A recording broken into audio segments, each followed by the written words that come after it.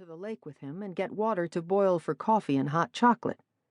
Poppy huffed and puffed, but Jamie heard branches break as she got up off her fat ass and followed him. He smelled smoke and heard the pop and hiss of the campfire.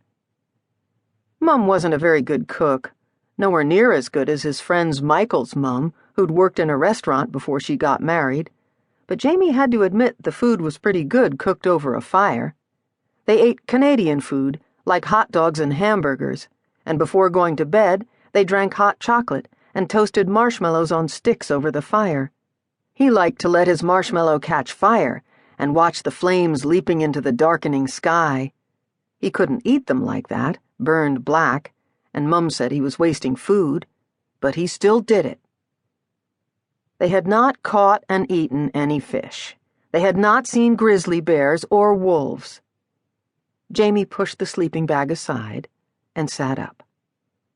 If Dad didn't spend all his time trying to catch a fish, and Mum wasn't always reading and saying stuff like, "It's so lovely and quiet," maybe they would have seen some bears. Bears aren't going to come to where people are making fires and talking. And Poppy used so much of her stupid perfume the bears wouldn't come within a mile of the camp. He could find bears. They'd been told grizzly bears were dangerous and sometimes attacked people, but he was little, so he could be really quiet. He'd find a bear fishing in the river and sit behind a rock and watch.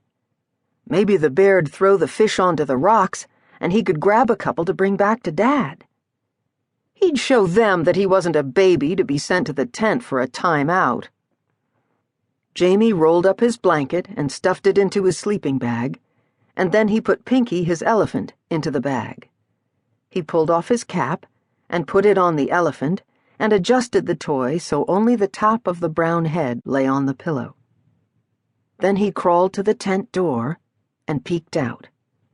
Dad and Poppy were down by the river, and Mum had her head in the car's boot, searching for something. Jamie dashed for the woods. Chapter 1. Adam Tocek held a match to a pile of crumpled newspaper and twigs. With a soft whoosh, the kindling ignited, filling the room with an orange glow. He poked at the fire and placed a birch log on top. The scraps of newspaper burned quickly, and the fire jumped from stick to stick, chewing at the dry white bark. He placed a larger log on top of the growing inferno and settled back on his heels to admire his handwork. "Am I getting old?" the woman on the floor said. "Or do we start using the fireplace earlier and earlier every year?" "You're getting old." "Gee, thanks." "This place is at a much higher elevation than down in town, and the nights get cold early." He dropped down beside her and nuzzled her neck.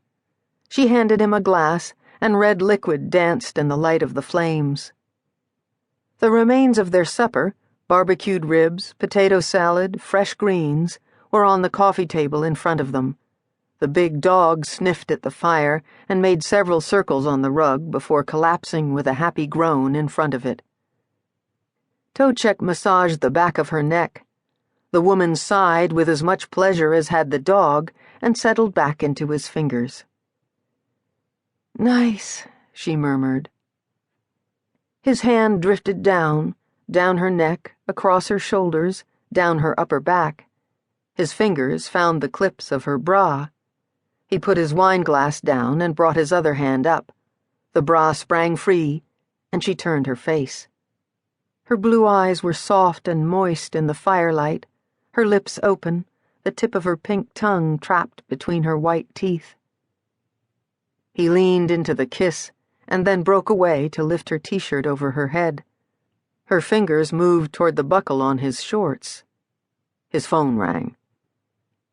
Constable Adam Tocek was with the Royal Canadian Mounted Police, the dog handler for the mid-Kootenay area of British Columbia.